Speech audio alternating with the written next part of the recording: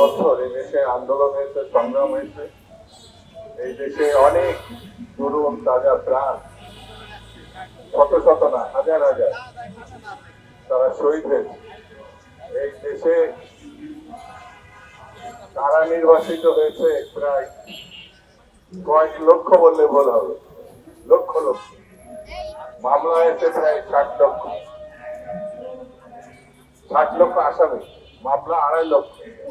ভাবা যায় না কোন গণতান্ত্রিক দেশে গণতন্ত্রের জন্য এত মামলার মুখোমুখি কোন দেশ হয়েছে এর আগে জানা যাবে, মানে খুঁজে পাওয়া যাবে।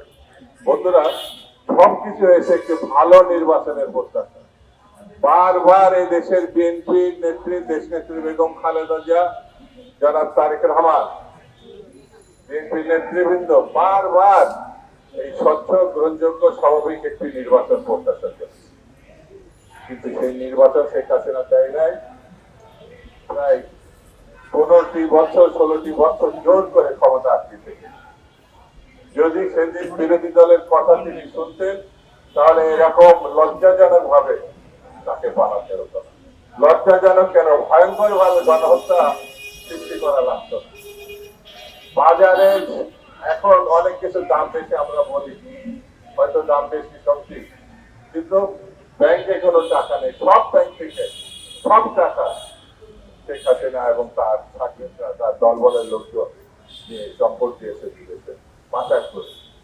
বন্ধুরা, এই খুনি সরকার, এই লুটেরা সরকারের প্রধান শেখ হাসিনা আবার বাংলাদেশে কোনো ভাবে ষড়যন্ত্রে কিভাবে নির্বাচন ঠেকানো যায়, কিভাবে বিশৃঙ্খলা তৈরি করা যায়, কিভাবে চোরাগুপ্ত ভাবে আবার বাংলাদেশে ঢোকা যায়, প্রতিষ্ঠা পাওয়া যায়, এই চিন্তায় ভারতে বসে তিনি ষড়যন্ত্র করছেন। ষড়যন্ত্র করে কোনো লাভ হবে না।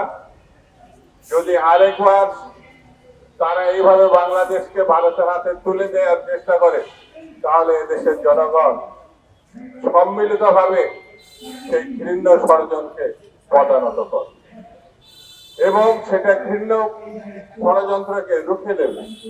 বন্ধুরা, আমরা আমাদের দল বিএনপি মনে করে নির্বাচনের পরিবেশ যতভাবে সুষ্ঠু আছে, নির্বাচনের ঘোষণা যদি আসে আর যেহেতু এদিক ওদিক একটু বিশৃঙ্খল বলেন আর অস্থিরতা ফিরে যাবে।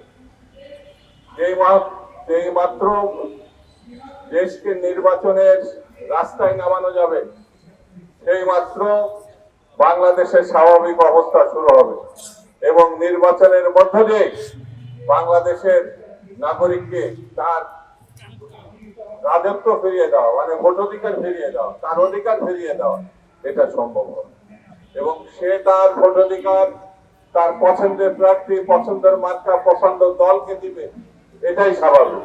এবং আমরা মনে করি এই ভোটাধিকার প্রয়োগের মধ্য দিয়ে আগামী দিনে বাংলাদেশ জাতীয়তাবাদী দল ক্ষমতায় আসবে এবং আগামী দিন বাংলাদেশের পুনর্গঠনের নেতৃত্ব দেবেন শহীদ জিয়া এবং বেগম খালেদা জিয়ার জ্যেষ্ঠ পুত্র বিএনপির ভারপ্রাপ্ত চেয়ারপারসন জনাব তারেক রহমান। তিনি আগামী দিনে প্রধানমন্ত্রী হিসেবে বাংলাদেশকে পরিচালনার দায়িত্ব নেবে এবং জনগণের উপরে নির্ভর করে তিনি এগিয়ে যাবে, বাংলাদেশের স্বাধীনতার সার্বভৌমত্ব রক্ষা করবে, গণতন্ত্র পুনঃপ্রতিষ্ঠা করবে। এই আশা ব্যক্ত করে সবাইকে ঐক্যবদ্ধ থাকার আহ্বান জানিয়ে আমি আমার বক্তব্য শেষ করছি। খুদা হাফেজ। বাংলাদেশ জিন্দাবাদ।